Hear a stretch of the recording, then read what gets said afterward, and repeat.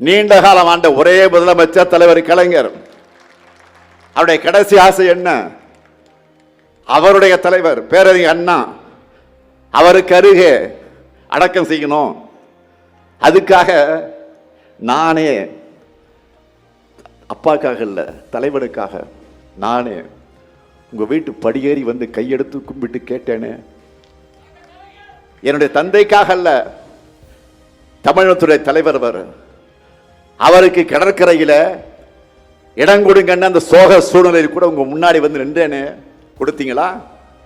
இரக்கம் இல்லாமல் மருத்துவர் தானே நீங்க.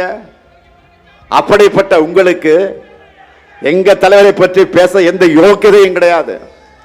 உங்க யோகியதை என்ன தெரியுமா? உங்கள் நம்பி பதவி கொடுத்த அம்மையார் சசிகலாவுடைய காலையே மாறிவிட்டவர் நீங்க. நம்பிய டிடி தினகரனையும் சகோதரர் ஓபிஎஸ் அவர்களையும் முதுகுல குத்துறவர் நீங்க. உங்களுக்கு நினைவு இருக்கா?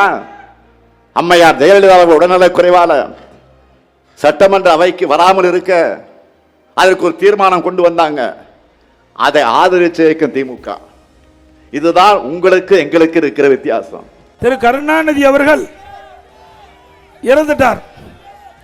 அவர் நல்லடக்கம் செய்வதற்கு அவர் அடக்கம் செய்ய மெரினாவில் இடம் வேணும்னு கேட்டார். நான் முதலமைச்சர் இருந்த போது நான் தெளிவுபடுத்தினேன்.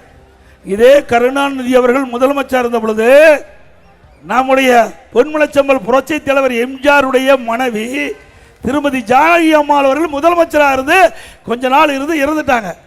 நாங்கள் அண்ணா திமுக சார்பாக கேட்டோம். அவர் புரட்சி தலைவர் எம்ஜிஆருடைய மனைவி, அவரும் முதலமைச்சராக இருந்தார். அவருக்கு பொன்மனச்செம்மல் புரட்சி தலைவர் எம்ஜிஆருக்கு பக்கத்தில் இன்னைக்கு மெரினாவில் நாங்கள் அடக்கம் செய்யணும். கொடுக்க முடியாது. முதலமைச்சராக இருந்து இறந்தால்தான் மெரினாவில் இடம் கிடைக்கும். அவர் முதலமைச்சராக இல்லை, முன்னாள் முதலமைச்சர். அது மட்டும் இல்லை, ராமாபுரம் தோட்டத்தில் அவருக்கு சொந்த நிலம் இருக்குது. அதில் நல்லடக்கம் செய்யலாம். அரசாங்கத்தின் சார்பாக காவல்துறை மரியாதை செலுத்தப்படும் என்று அமைச்சரவையில் கூட்டத்தில் நடவடிக்கை எடுத்தீங்க.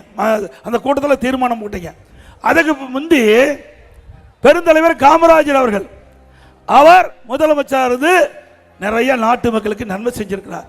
இன்றைக்கும் பெருந்தலைவர் காமராஜுக்கு தமிழ்நாட்டில் தனி மரியாதை இருக்குது. அவர் எந்த கட்சியாக இருந்தாலும் அதை பற்றி யாரும் பொருட்படுத்துவதில்லை. மக்களுக்கு சேவை செய்த ஒரு மனிதர் பெருந்தலைவர் காமராஜ் என்று இன்றைக்கும் மக்களால் போற்றப்படுகின்ற தலைவர். அவருக்கு மெரினாவில் ஒரு இடம் வேணும்னு திரு கருணாநிதி அவர்கள் முதலமைச்சர் இருந்த பொழுது நம்முடைய காங்கிரஸ் கட்சியிலிருந்து நம்முடைய கட்சியில் இணைந்த எஸ்ஆர் பாலசுப்ரமணியம் அவரோட 2 பேர் போய் திரு கருணாநிதி கேட்குறாங்க. அப்போ கருணாநிதி சொல்கிறாரு, முதலமைச்சராக இருந்து இறந்தால்தான் மெரினாவில் நல்லடக்கம் செய்ய இடம் கொடுக்க முடியும். ஆனால் உங்களுக்கு அங்கே நம்முடைய கிண்டியில் இடம் கொடுப்புன்னு சொன்னாங்க.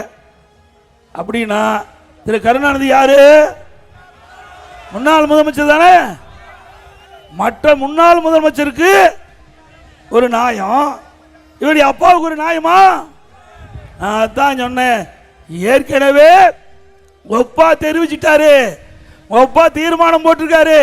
அதன் அடிப்படையில் முன்னாள் முதலமைச்சராக திரு கருணாநிதி அவர்களுக்கு மெரினாவில் இடமில்லை, கிண்டியில் 2 ஏக்கர் நிலம் கொடுப்பதா சொன்னேன். நிலமும் கொடுக்க முயற்சி கொடுத்துட்டேன். ஆனால் அதை மறுத்து நீதிமன்றத்துக்கு போனீங்க. திரு ஸ்டாலின் அவர்களே, உண்மையை மறைக்க முடியாது, உண்மையை மறைக்க முடியாது. உங்க அப்பா இருக்கின்ற பொழுது ஒரு முன்னாள் முதலமைச்சருக்கு ஒரு நியாயம், நீங்க வந்து எங்க இடத்துல முறையிடுகின்ற பொழுது உங்க அப்பா என்ன முடிவு எடுத்தாரோ அதே முடிவை நான் எடுத்தேன். வேற ஒன்றும் இல்லை.